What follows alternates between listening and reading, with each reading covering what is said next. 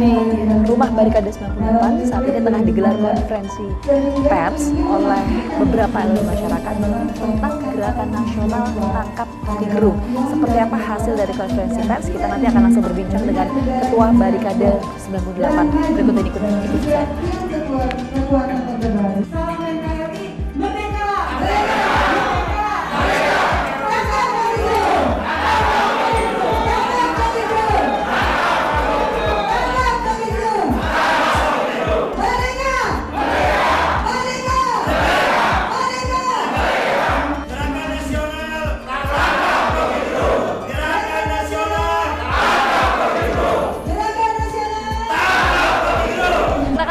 Menemui Ketua Barikade 98 Benny Ramdhani. Kita akan tanyakan soal hasil konferensi pers pada siang hari ini. Bang Benny,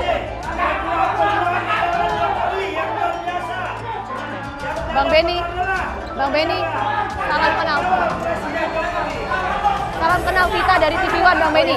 Kita boleh minta waktu wawancara sebentar ya, Bang ya? Oke, Bang Benny, yang ini saya tanyakan pertama kali, konferensi pers hari ini, siang hari ini adalah soal gerakan nasional tangkap Rocky Gerung. Kenapa, Bang? Ya, yang jelas pasca Rocky mengucapkan kata-kata yang tidak senonoh, melakukan hujatan, penghinaan, caci maki kepada Presiden Republik Indonesia, kita tentu sebagai anak bangsa, kita tidak akan pernah rela ada satu pemimpin di Republik ini yang dengan mudah, gampang, dengan atas nama kesombongan, memanipulasi demokrasi, memanipulasi kebebasan berpendapat, yang bisa melakukan caci maki dan penghinaan pada seorang pemimpin.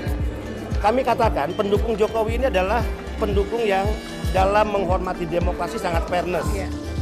Kita akan menghadapi pemilu 2024. Kita berandai-andai.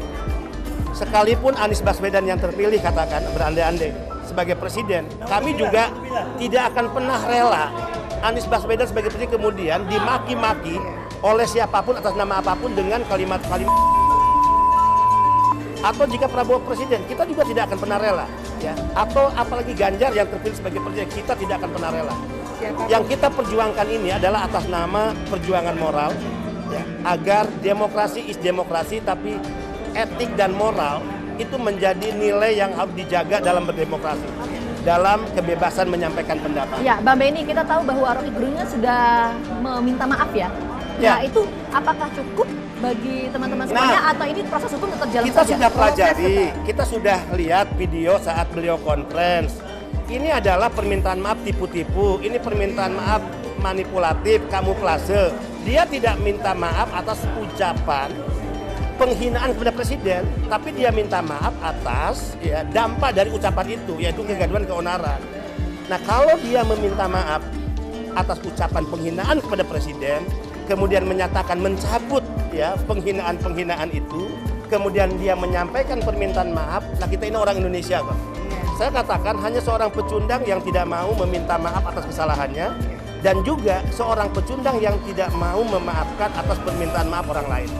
Jadi kita bisa memaafkan sepanjang Rocky jujur untuk mau mengakui bahwa ucapannya itu adalah salah, keliru, kemudian dia mencabut ucapan-ucapan penghinaan itu, minta maaf kepada Jokowi, minta maaf kepada rakyat Indonesia. Oke, jadi artinya Bang Benny menyoroti bahwa apa yang disampaikan Rocky ini dengan yang disampaikan adalah permohonan maaf atas dampak dari ucapannya itu, artinya proses hukum tetap harus berjalan. Iya, dia hanya minta maaf atas dampak.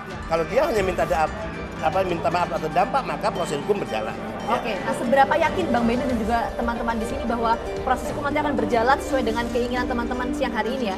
Ditangkap dan ditetapkan sebagai kita yakin 100% bahwa proses hukum ini akan berjalan, hukum akan bekerja, ya, dan negara tidak boleh kalah hanya karena seorang Rocky Gerung yang selama ini merasa paling sombong, paling congkak, paling pinter, menipu rakyat, memanipulasi publik atas nama intelektualisme, kebebasan demokrasi, kebebasan menyatakan pendapat, nggak boleh. Ya, apapun di atas politik adalah moral etik. Maka moral etik ini menjadi penting bagi kehidupan masyarakat kita.